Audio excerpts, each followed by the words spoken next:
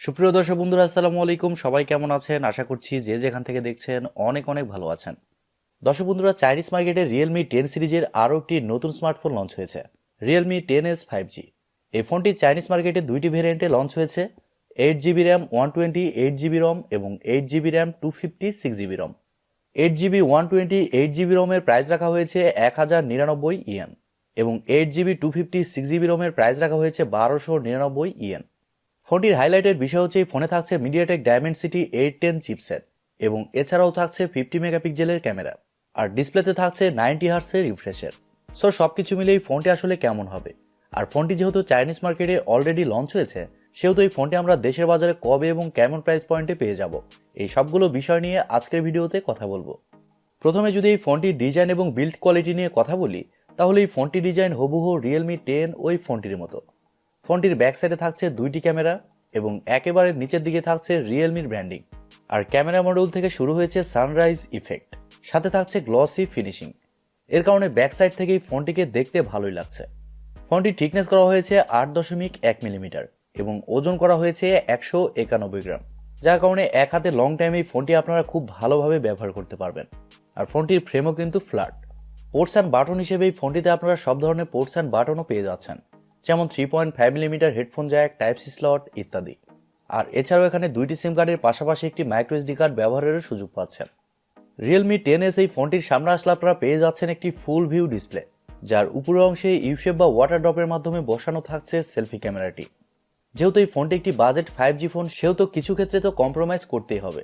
এই ফোনে থাকছে সাইড মাউন্টেন ফিঙ্গারপ্রিন্ট সেন্সর, যা যথেষ্ট ফাস্ট এবং অ্যাকুরেট বলে জানতে পেরেছি। আর ফোনটি আপনারা মার্কেটে দুইটি কালার ভেরিয়েন্টে পেয়ে যাবেন, একটি হচ্ছে ব্ল্যাক এবং আরেকটি হচ্ছে ব্লু। সো ওভারঅল সবকিছু মিলে এই ফোনটির ডিজাইন এবং বিল্ড কোয়ালিটি আপনাদের কাছে কেমন লেগেছে কমেন্ট করে অবশ্যই জানাবেন। ডিসপ্লে নিয়ে কথা বলতে গেলে এই ফোনে থাকছে 6.6 ইঞ্চির একটি IPS LCD প্যানেল, আর এই ডিসপ্লেটি হচ্ছে ফুল HD প্লাসের একটি ডিসপ্লে, যার রেজুলেশন হিসেবে থাকছে 1080x2408 পিক্সেল এবং আরও থাকছে 400 ppi ডেন্সিটি। ডিসপ্লের ভালো ব্যাপার হচ্ছে ডিসপ্লেতে ব্যবহার করা হয়েছে 90 হার্টসের রিফ্রেশের, যার কারণে স্বাভাবিকভাবে ডিসপ্লের টাচ রেসপন্স যথেষ্ট ভালো হবে। আর এছাড়াও এই ডিসপ্লেতে থাকছে 400 নিটস টাইপ ব্রাইটনেস।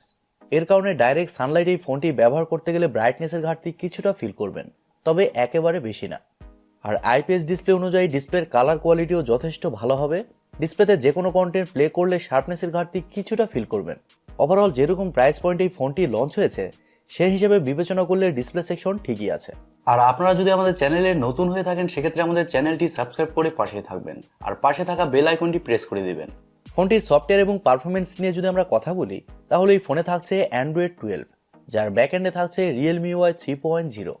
আর প্রথমে বলেছি এই ফোনটিতে চিপসেট হিসেবে থাকছে MediaTek Dimensity 810, যা একটি 5G চিপসেট।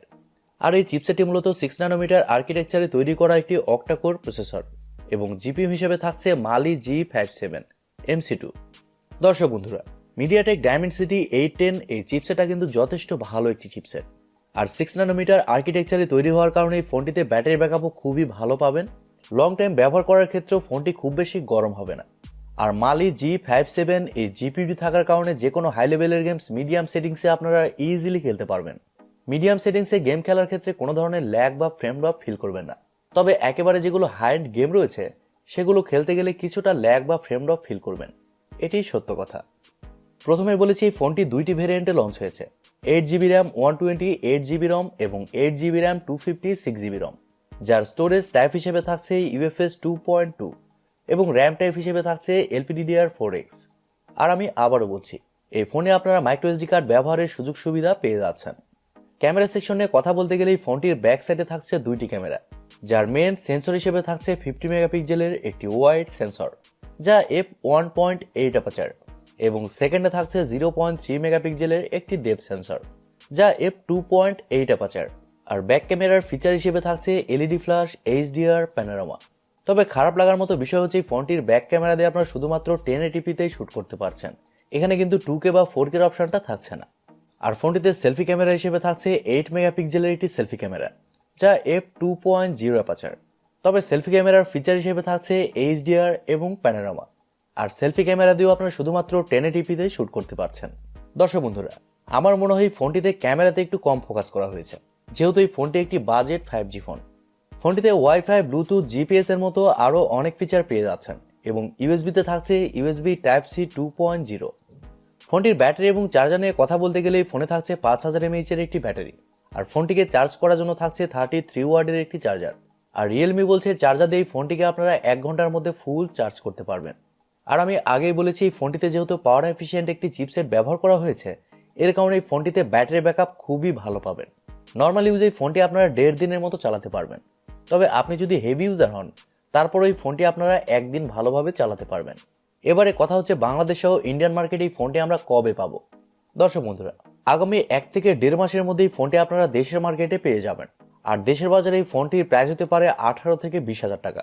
যদিও চাইনিজ মার্কেটে এই ফোনটি যেরকম প্রাইস পয়েন্টে লঞ্চ হয়েছে তা যদি ডাইরেক্ট বাংলাদেশি টাকায় কনভার্ট করা হয় সেক্ষেত্রে এই ফোনটির প্রাইস দাঁড়ায় 16,000 টাকা। তবে দেশের বাজারে যখন এই ফোনটি লঞ্চ হবে তখন 20,000 টাকার আশেপাশে হবে, কারণ এরকমটাই হয়ে আসছে। আর ইন্ডিয়ান মার্কেটে এই ফোনটির প্রাইস হতে পারে 13 থেকে 14,000 রুপি। ইন্ডিয়ান মার্কেটে ওই ফোনটি আপনারা 1 থেকে 1.5 মাসের মধ্যেই পেয়ে যাবেন।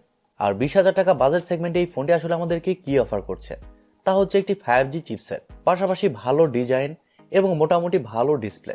তবে এই ফোনটিতে ক্যামেরা সেকশন একেবারে অ্যাভারেজ দেওয়া হয়েছে। সো সবকিছু মিলিয়ে আমার মনে হয় আপনারা যদি এরকম বাজেট সেগমেন্টে একটি রিয়েলমির 5G ফোন নিতে চান সেক্ষেত্রে এই ফোনটির জন্য আপনারা ওয়েট করতে পারেন। আর তাছাড়া আপনারা এরকম বাজেট সেগমেন্টে যদি ওভারঅল একটি ভালো ফোন নিতে চান যেখানে 5G সেরকমভাবে ম্যাটার করে না, তাহলে আপনারা অন্যান্য ফোনের দিকেও যেতে পারেন। চয়েস আপনার, কারণ টাকাটাও আপনার। সো যখনই যেখান থেকেই ফোন কিনবেন দেখে শুনে যাচাই করেই ফোন কিনবেন। প্রিয় দর্শক বন্ধুরা, এই ছিল আজকের ভিডিওটি আপনাদের কাছে কেমন লেগেছে কমেন্ট করে অবশ্যই জানাবেন। আর ভিডিওটি যদি সত্যিই ভালো লেগে থাকে তাহলে টিভি টেকটিউব চ্যানেলটি সাবস্ক্রাইব করবেন এবং ভিডিওতে একটি লাইক দিবেন। সো আজকের মতো এই পর্যন্তই, দেখা হবে কালকের ভিডিওতে। সবাই অনেক অনেক ভালো থাকবেন এবং সুস্থ থাকবেন। খোদা হাফেজ, টাটা।